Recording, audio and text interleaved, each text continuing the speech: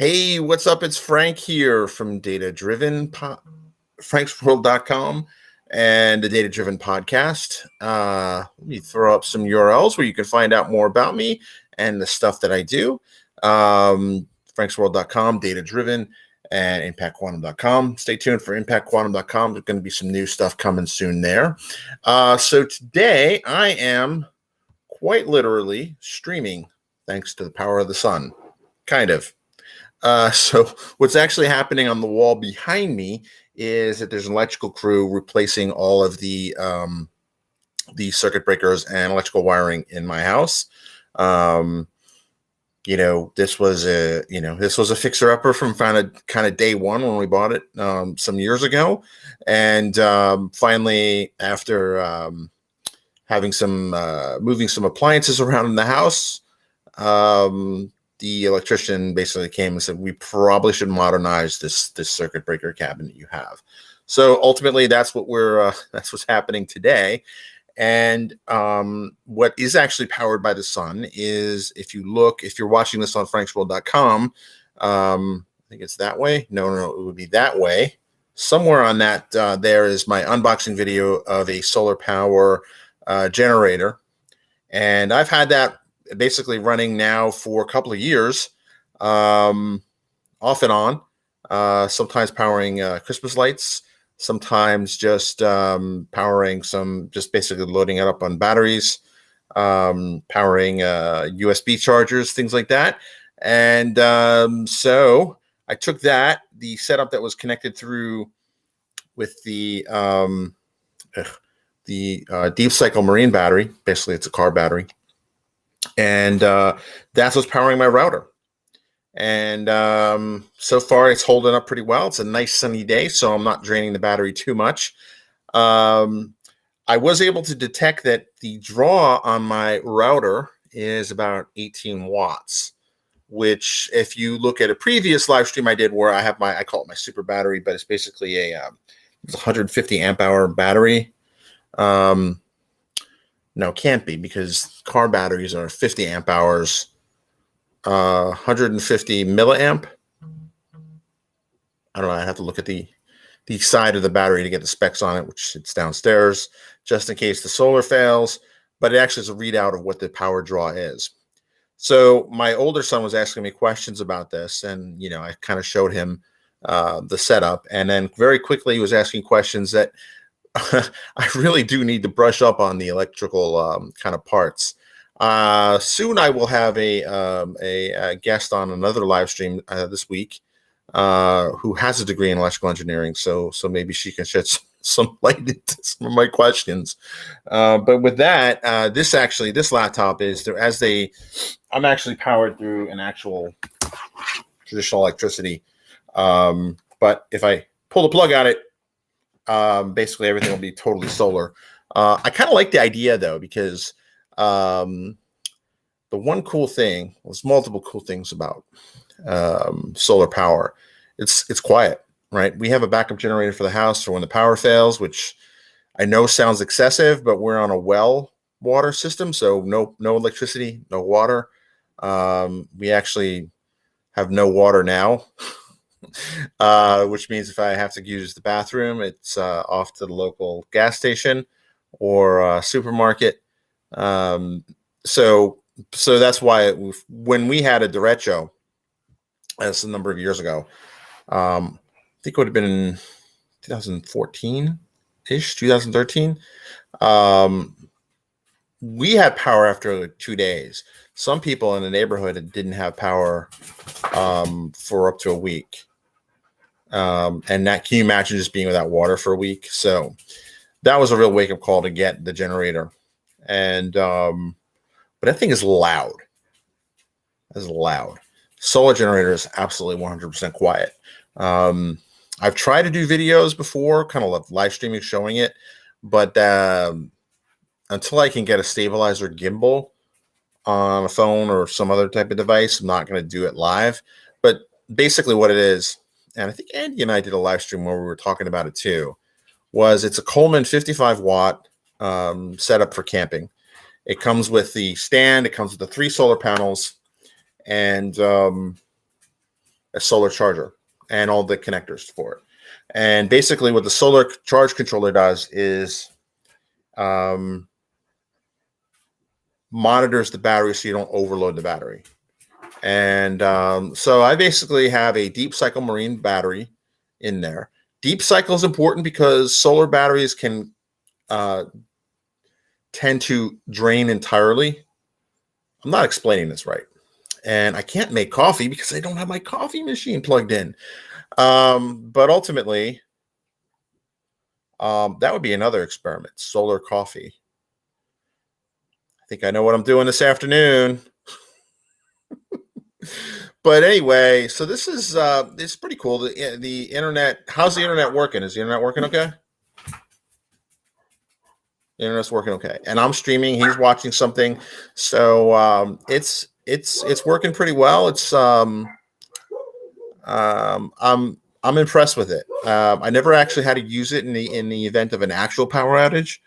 So the Coleman kit came with 3 solar panels, 55 watts, dumps it all into a 12-volt battery, deep cycle marine battery. I actually got it at Sam's Club. I got the solar kit actually at Costco. So it's a complete kind of, hey, look, that would be cool to play with.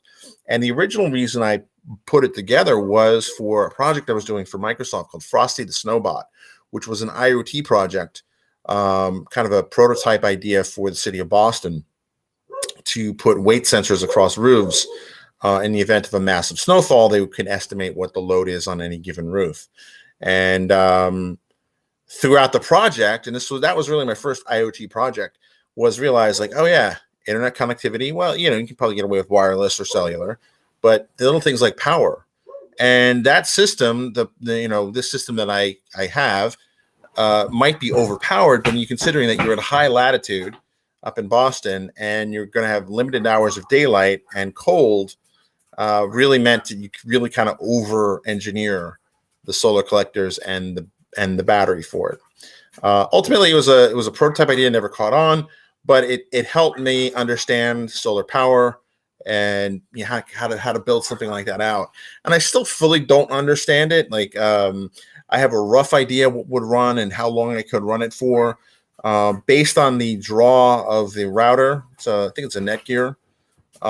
It's 18 watts. Actually, I probably could have figured out from the little wall wart. Now that I think about it, I could probably run that thing indefinitely.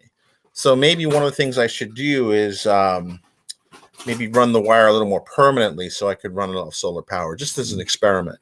For a long time, what I did was I only charged my phone and my hotspot and my super battery only off solar, just for fun. Certainly not saving a ton of money by charging it that way.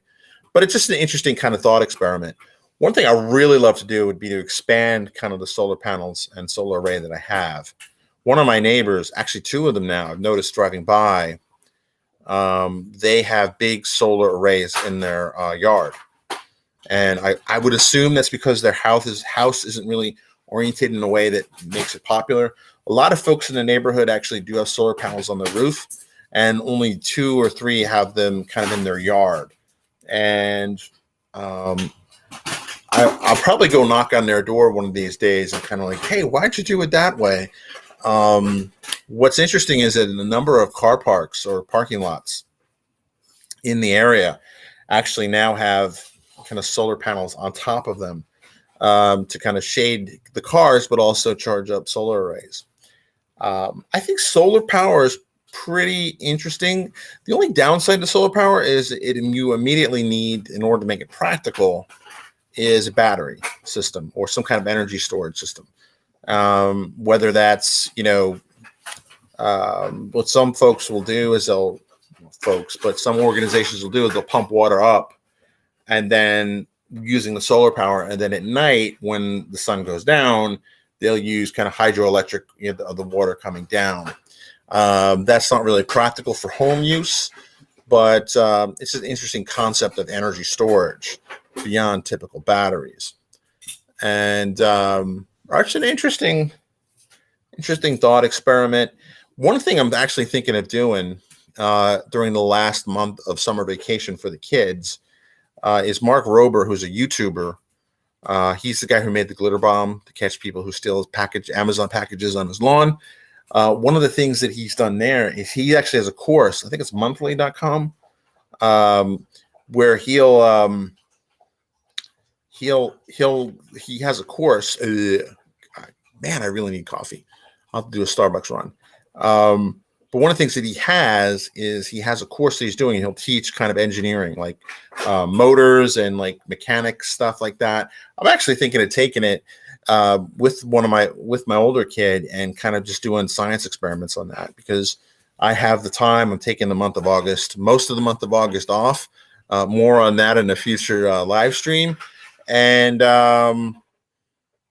I think it would be a good opportunity to do that, because my older kid likes building stuff. He's always building paper airplanes and like these contraptions and things like that. And I think it would be cool to do that. And I want to learn too, right? Like in the promo video, they show him going through like Home Depot and stuff like that, and like building stuff. And I'm like, oh, I want to know what to do, because I kind of know enough to be dangerous. Speaking of which, right? So our water softening system keeps flooding every time it washes through the tank, and you put new salt in. And so I'm like I built this contraption that will drain it to the drain until we can get an actual proper person in, plumber in to fix it. But it seems like there's got to be a better way to solve that problem.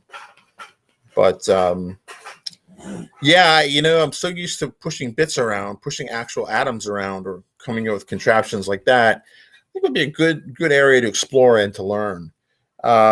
Speaking of physical atoms and electrons, this is a new toy that came in, a Surface Book 3. I love my Surface Book 1. I had the first one. I had I got right after I left Microsoft the first time, and yeah, I know, Surface Book 3.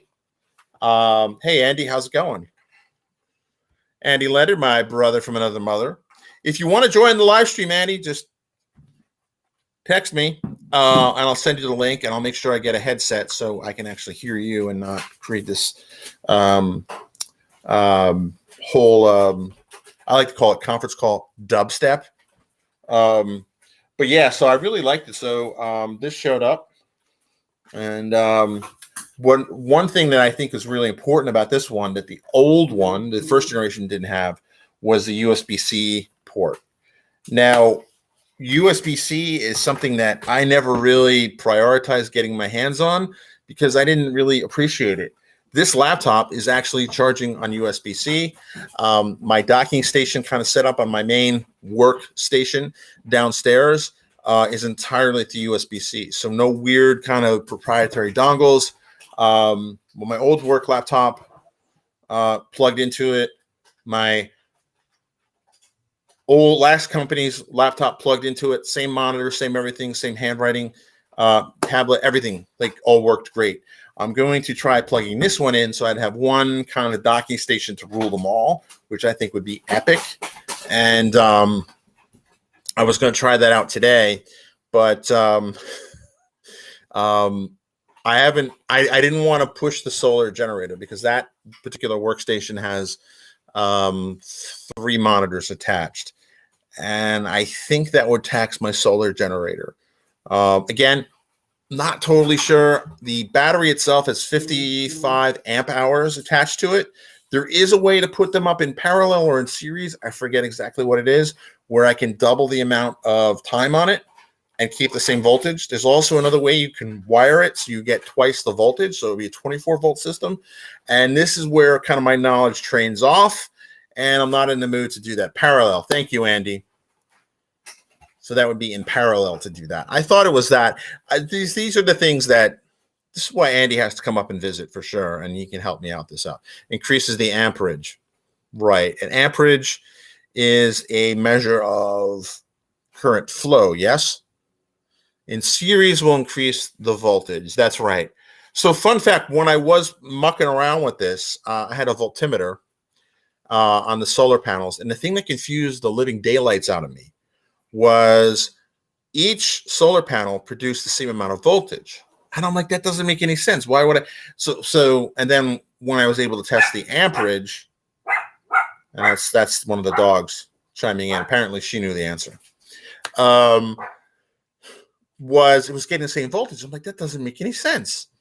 And it turns out that when each one adds more amperage to it, so the voltage is consistent on it at about I think it was like 21 volts on off the actual panel, and then the charge controller, I guess, drops it down to 12 volts to dump it into the battery, and then I get the electricity off the battery. So right now I have one of those power inverters that you see in a truck stop or kind of in the automotive section of your favorite Walmart, and that's what's actually powering that.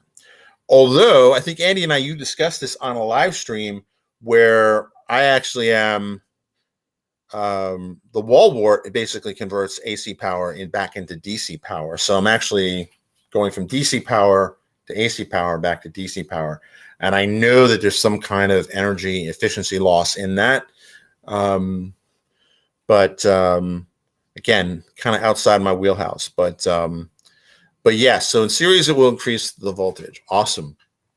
Because I'm thinking about doing that because it'd be cool to like have some of my stuff kind of just strictly off the solar panels. And the solar panels are getting cheaper, actually. And there's a guy on YouTube, I think it's Jeru Garcia. He actually will buy kind of used laptop batteries and like break them apart. Very brave man, because I see him like he'll take a soldering gun on top of these little lithium ion cartridges, and I'm like, dude, like 1 inch to the wrong direction, it's going to end very poorly. Which is why I kind of bought the prepackaged stuff. I don't have the the knowledge or the requisite skill to start taking apart batteries because it just seems like a bad idea. But shout out to Kenny, though. This guy I used to work with at Microsoft. He's really into kind of the maker stuff. He kind of helped me like work out building that solar generator along with the instructions. That definitely helped. He helped me explain kind of like, hey, why is it working this way? So it's been fun. So this live stream brought to you by the power of the sun, except for the laptop. Maybe what I'll do is I'll go downstairs maybe later another time and try to power everything off the solar generator. But I'm hoping to have regular power back because it is starting to get warm. And yeah, I don't like the heat. So yeah, it's pretty fascinating actually. So I've had a lot of fun getting the solar generator up and running. Oh yeah. So the power is off because we're having the main switch panel replaced because it's original to the house, and we've had electricians come by for other things to move appliances around, and they're replacing it. So it's not a big deal because it's a scheduled power outage, but what was nice is that the missus is somewhere else working today, and as long as I can keep the internet online, I'm good. They were able to kind of direct wire. If there's enough interest, I'll post the pictures online, but they direct wire this from kind of like with jumper cables from the actual feed to the house. But an electrician did it, so I assume it's safe, although I'm not going anywhere near touching it. But basically, yep, so the router is kind of in the basement, and then I didn't want to run an extension cord through the house. Plus I thought it'd be cool to try it out and to try out just relying on solar power for, like a day and just see how that would work. What's interesting is, and Andy, maybe you can help me with this, is if I have a 55-watt system that is theoretically pulling in 55 watts from the sun. Yes, I am ready for the zombie apocalypse. I try to be. I've got the archery thing going on, and I've got the solar power, and I have a propane generator as well. But you know, hey man, 20 years ago I was caught completely off guard. um, I'm referring to 9/11. I lived 5 blocks from the World Trade Center, and fortunately for me, was late for work. I am Daryl. I don't know who Daryl is. Is that a Walking Dead reference? I have a feeling it is. Um, Walking Dead reference. Okay, thought it was. So what was I saying?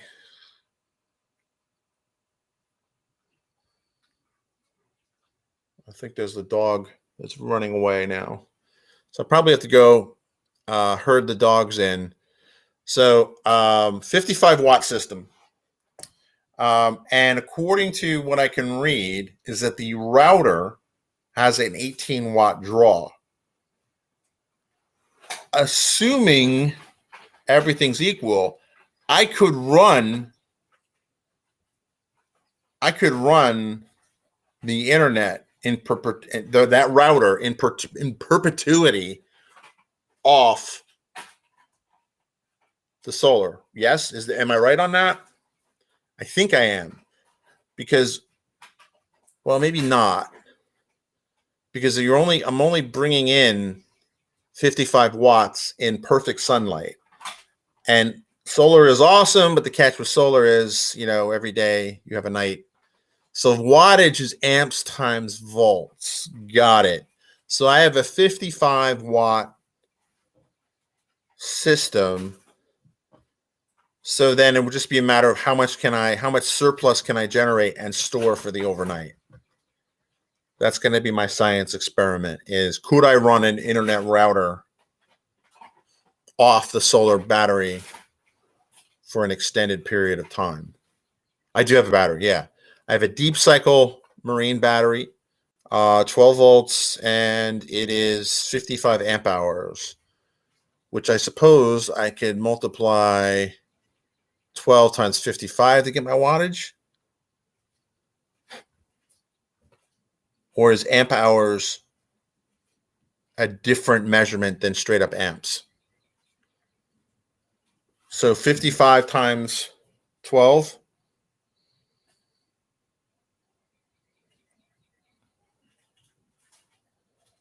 Let's see.